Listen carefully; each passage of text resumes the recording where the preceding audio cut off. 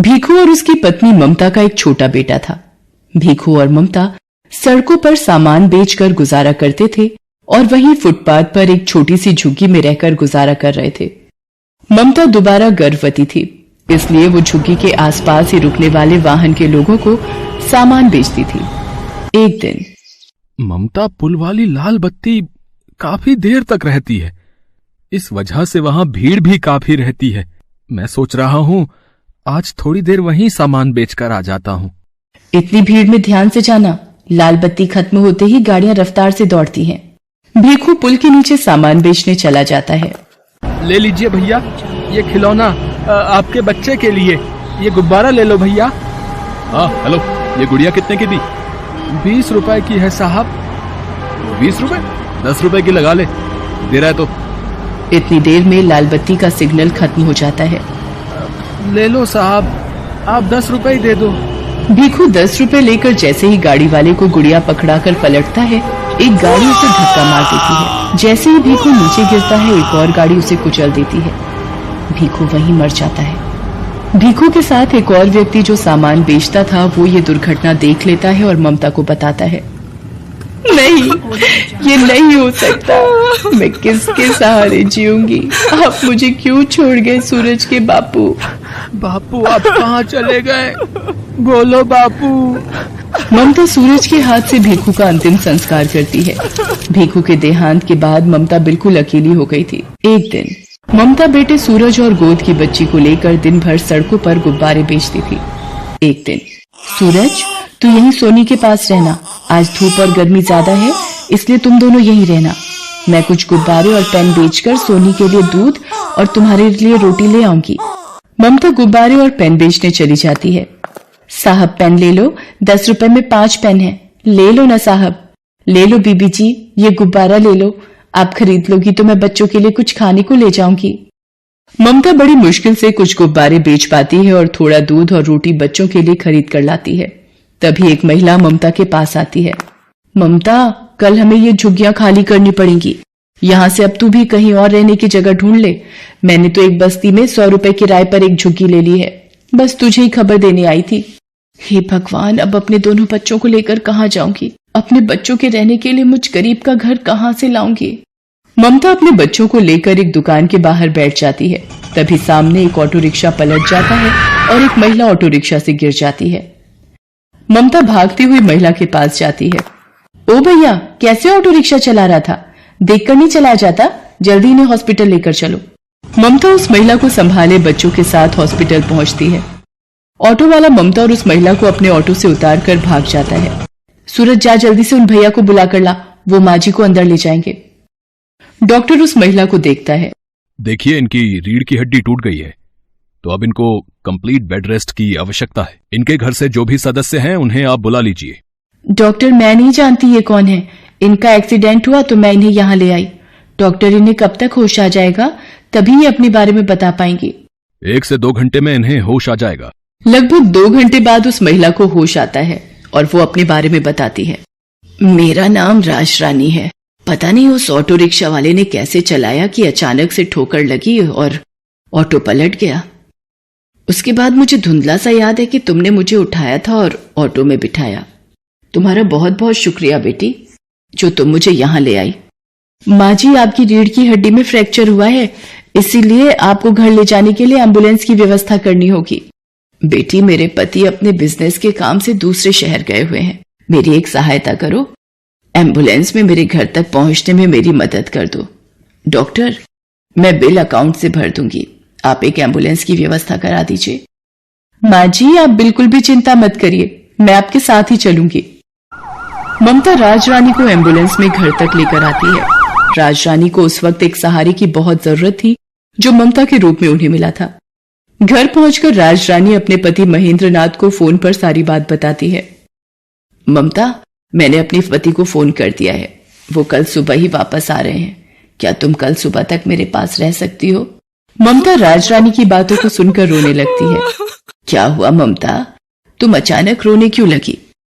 कोई जबरदस्ती नहीं है बेटी, तुम अगर नहीं रुकना चाहती तो कोई बात नहीं, और फिर तुमने इतना कुछ किया है मेरे लिए, वो बहुत बड़ी बात है।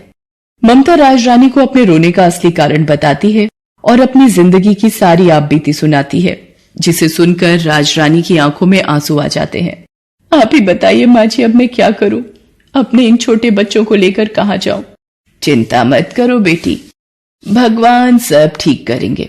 वहां सामने मेरी रसोई है, तुम वहां जाकर अपने लिए भी भोजन बनाओ, मेरे लिए भी, और इन बच्चों को भी खिलाओ। कब से तुम मेरी वजह से भूखी हो और बच्चे भी तुम्हारे साथ भूखे हैं। माँ जी, पहले आप ये दवाई ले लीजिए और आपको किसी भी चीज की जरूरत हो तो मुझे आवाज लगा देना। ममता राजरानी और सूरज को खाना देती है और सोनी के लिए थोड़ा दूध भी गर्म करती है। अगले दिन जब महेंद्रनाथ वापस आता है तो उसे सारी बात पता चलती है। वो भी ममता का धन्यवाद करते हैं। ममता बेटी, तुमने राजरानी के लिए इतना सब कुछ किया, उसका मैं हमेशा शुक्रगुजार रहूंगा।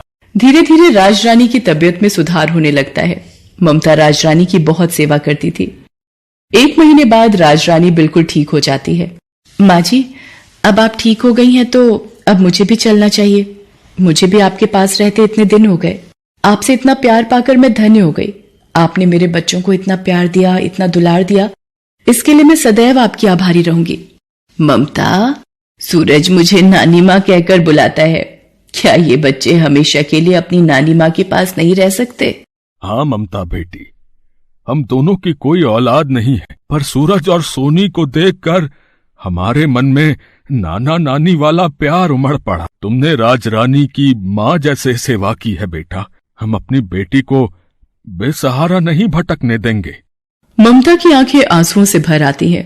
बेसहारा को सहारा मिल जाता है। ममता राजरानी के गले लग जाती है। उस दिन के बाद से ममता महेंद्रनाथ के कारोबार में उसका हाथ बटाने लगी और उसने दोनों बच्चों को पढ़ा लिखा कर बच्चों के सपने पूरे किए।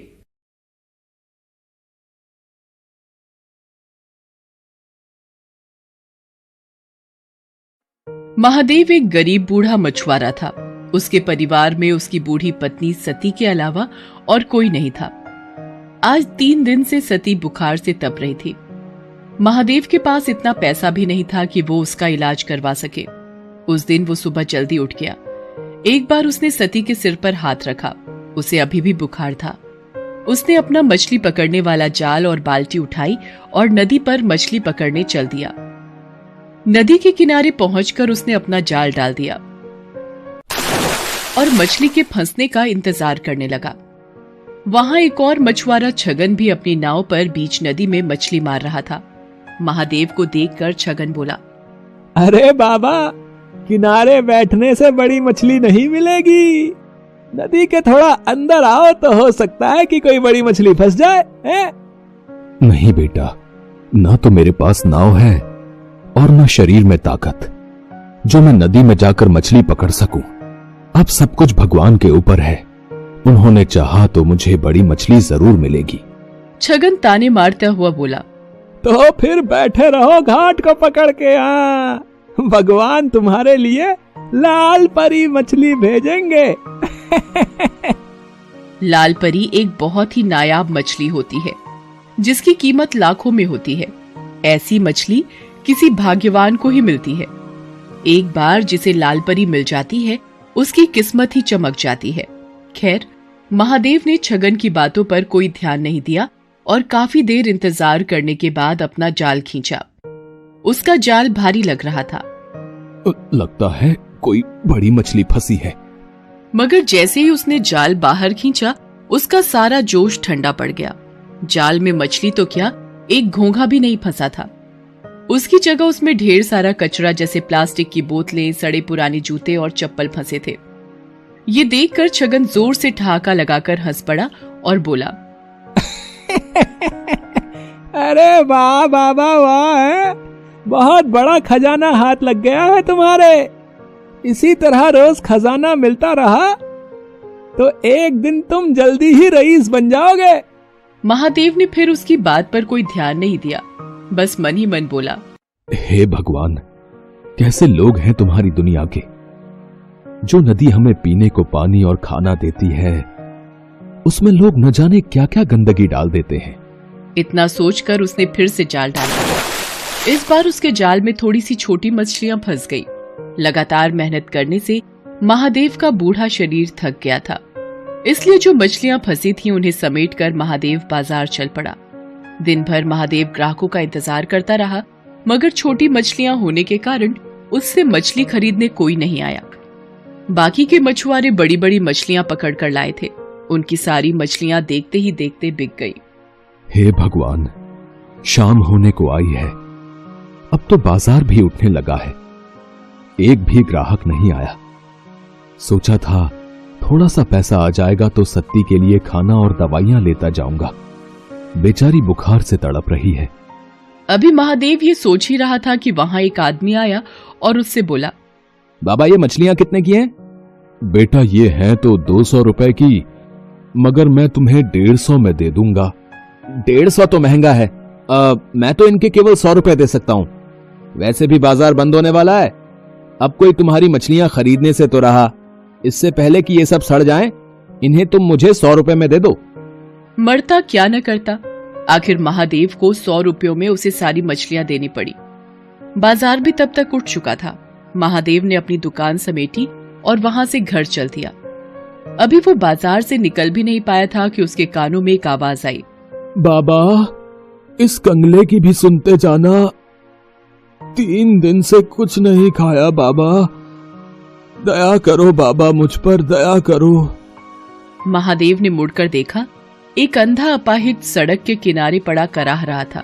उसकी दोनों आंखें खराब थी और दोनों पैर भी बेजान थे, जैसे 2 सूखे डंठल हों। महादेव को उस पर दया आ गई। उसने अपनी फटी हुई चादर उस अपाहिज को ओढ़ा दी और पास की एक दुकान से थोड़ा सा खाने का सामान लाकर उस अपाहिज को देता हुआ बोला, अब लो खा लो।